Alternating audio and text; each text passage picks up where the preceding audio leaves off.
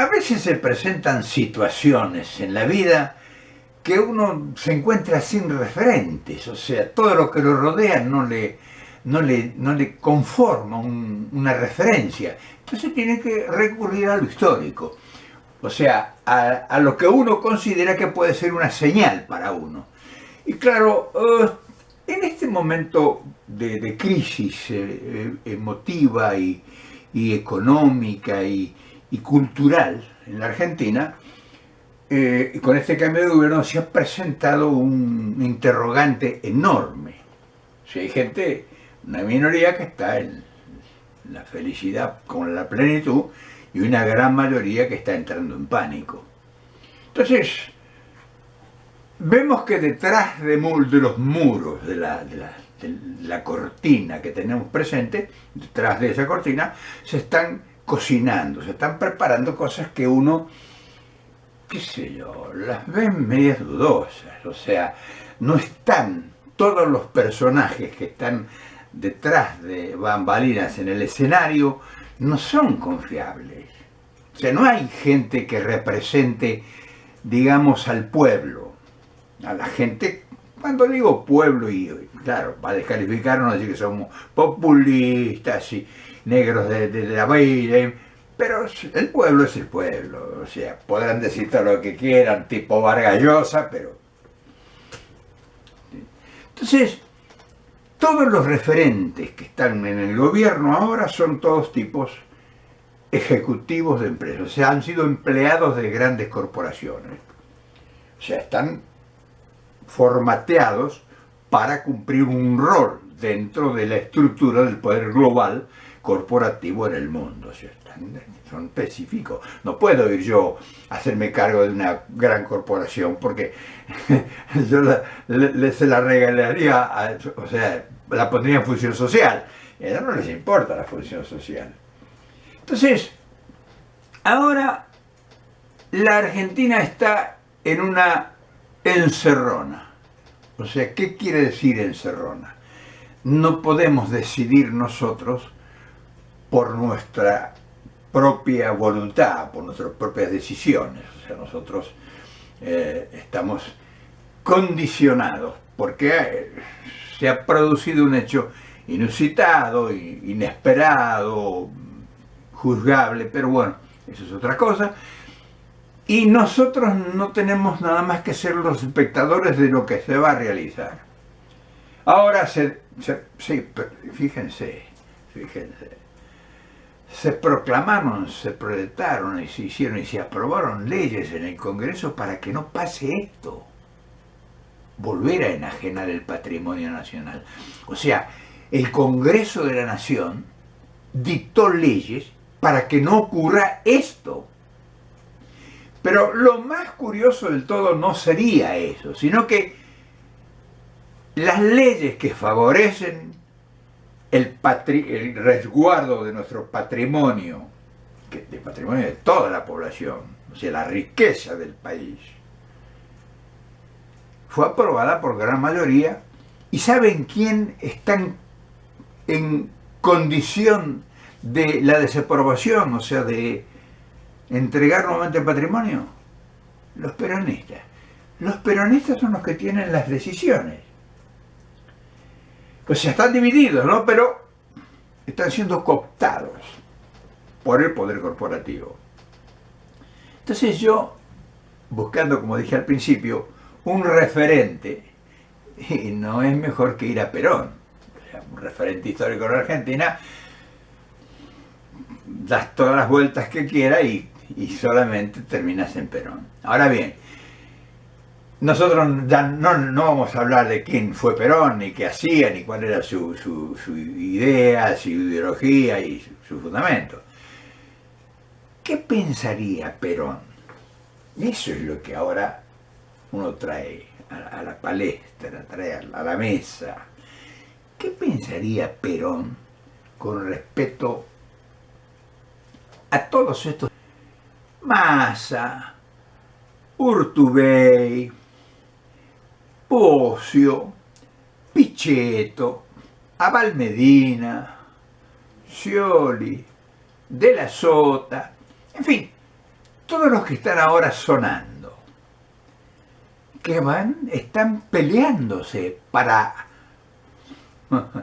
arreglar con el poder corporativo y limpiar el camino para volver a enajenar el país. O sea, están preparados para legalizar el latrocinio nuevamente. Y entonces uno dice, ¿y el pueblo? No, el pueblo no. Bueno, populistas somos, negros de la villa, en fin, todos los insultos. Entonces, ¿cuál es la referencia que uno se pudiera consensuar uno? Y Perón es la única referencia seria, escuche bien lo que digo, la única referencia seria que nos pudiera dar la respuesta con respecto a esta situación. Lo averiguamos, porque está muy importante de ver ahora que el destino y el patrimonio suyo como ciudadano está en manos de unos sinvergüenza, de unos aventureros que se han puesto la escafandra peronista y que dice que van a ser los dirigentes del futuro peronismo. Entonces, aquí hay que empezar a desenmascararlos con argumentos serios. O sea, nosotros tenemos que tener argumentos serios. Y tenemos los argumentos. Lo que no tenemos es quien los transmita. Pero los argumentos nos sobran. No tenemos dirigentes. Nos hemos quedado sin dirigentes. Fíjense, no tenemos un solo dirigente dentro del peronismo de ningún lado que aparezca todavía y que nos hable de esto.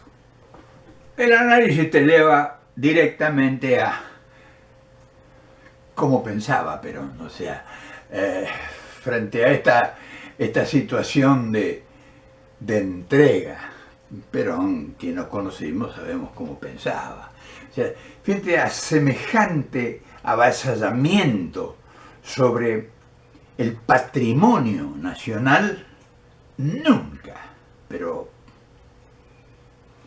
de ninguna forma y bajo ningún concepto Perón aceptaría esta barbaridad que están haciendo los pseudos peronistas.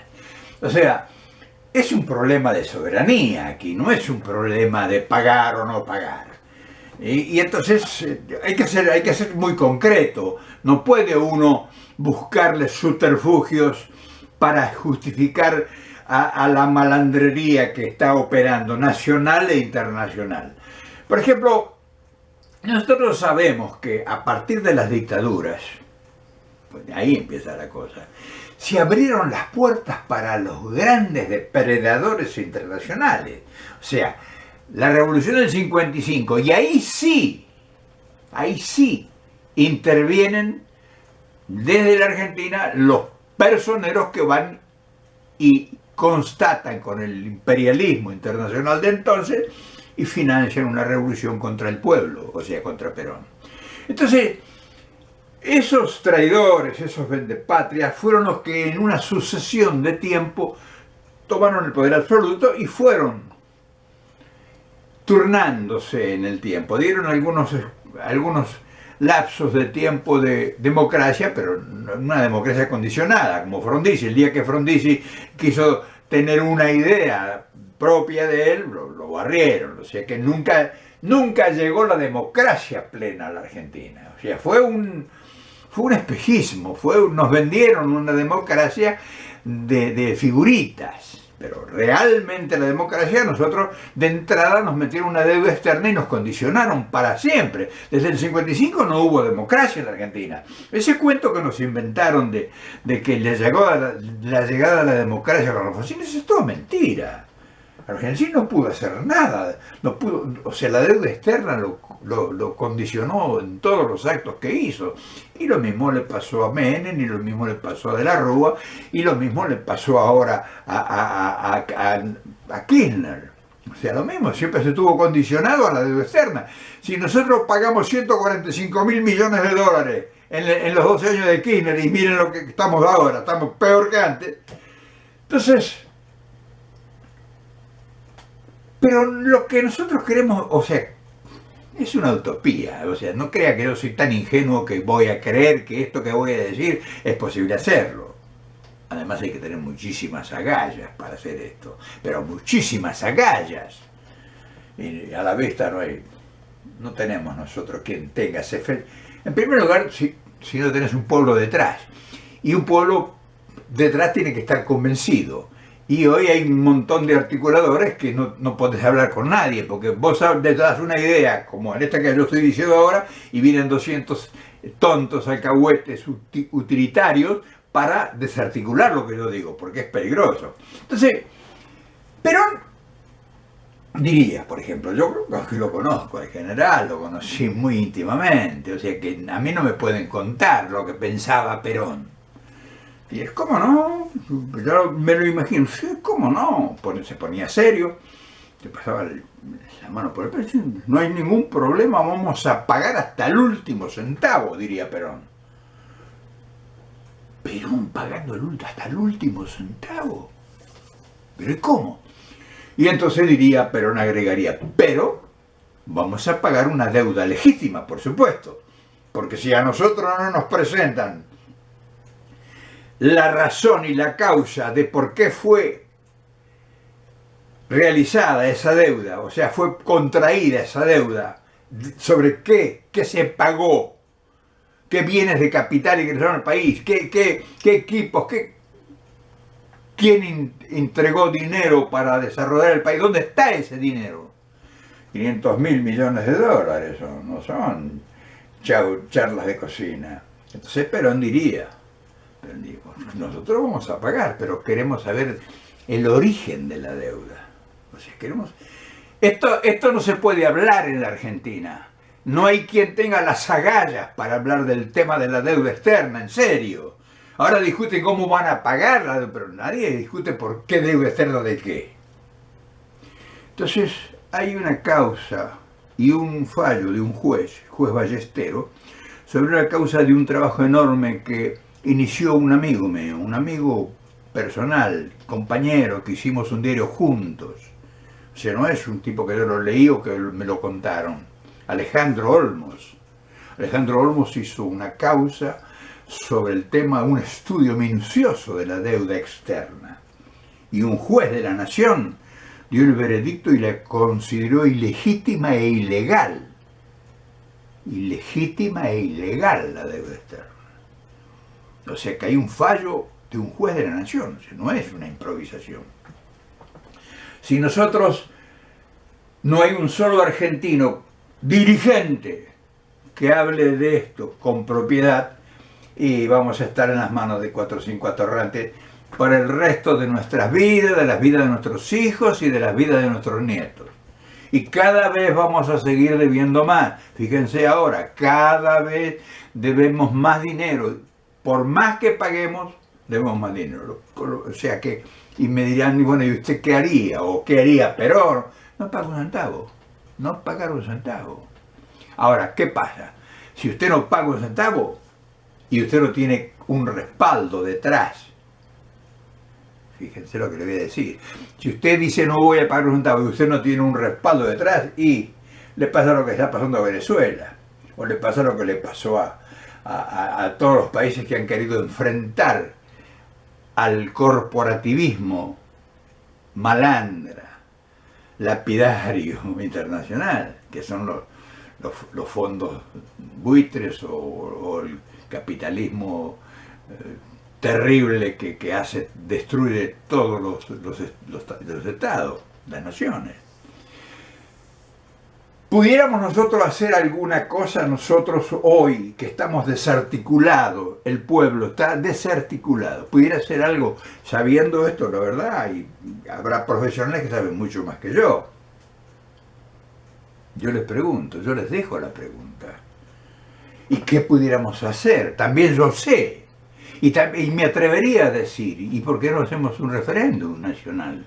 A ver si el pueblo argentino está en condiciones de aceptar pagar una deuda externa ilegítima e ilegal. ¿Por qué no vamos a elecciones? Convocamos a un referéndum nacional y ahí decidimos Y ahí decidimos si pagamos o no pagamos y sabemos a quiénes le debemos.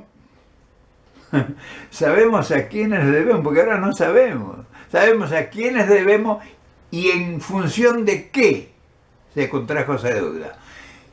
¿Qué pagamos? ¿Qué compramos? ¿Qué adquirimos con esos 500.000 millones de dólares que aún debemos? Y cada vez debemos más. Se lo dejo como tarea. Mientras seguimos con lo cotidiano, que también viene bastante pesado. En fin, siempre es bueno hablar de cosas que no habla ni TN, ni La Nata, ni Majul, ni toda esa caterva de aplaudidores que están siempre con el gobierno de turno, pero nunca con el gobierno del pueblo. El gobierno de turno, pero no del pueblo. Los gobiernos del pueblo siempre, esos son los enemigos. Siempre.